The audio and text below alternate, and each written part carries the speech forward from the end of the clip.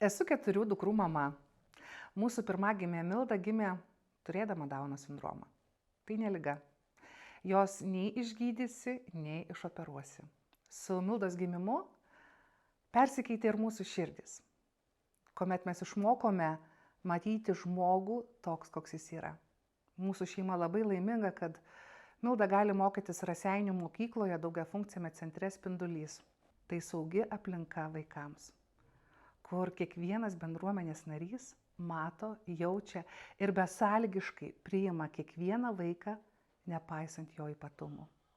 Išgirskite, ką patiria šeimos atradusios mūsų didelių širdžių bendruomenę.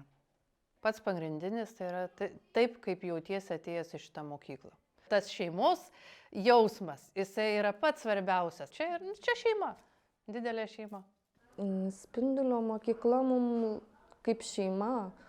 Vaikai jaučiasi laisvi, nesuvaržyti, nėra laiko apribojimų, kas labai svarbu mūsų ypatingiam vaikam.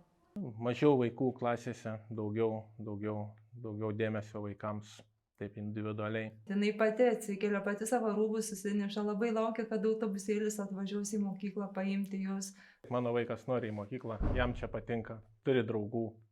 Jinai čia susiradus tikrai būrį draugų, kurie varžosi per pertrauką, kuris ją galėtų pavėžinti, o iš mokyklos tikrai labai nenori išeinam.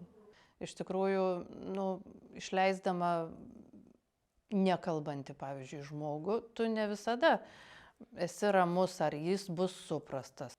Aš rami. Čia žinau, kad mano vaikas bus suprastas. Pradėjus mano dukrai lankyti Spindulio mokyklą, aš turiu daugiau laisvės savo, savęs realizacijai, atsipalaidavimui, kažkokių tikslų užsibrėžtų pasiekimui, tikslas toksai.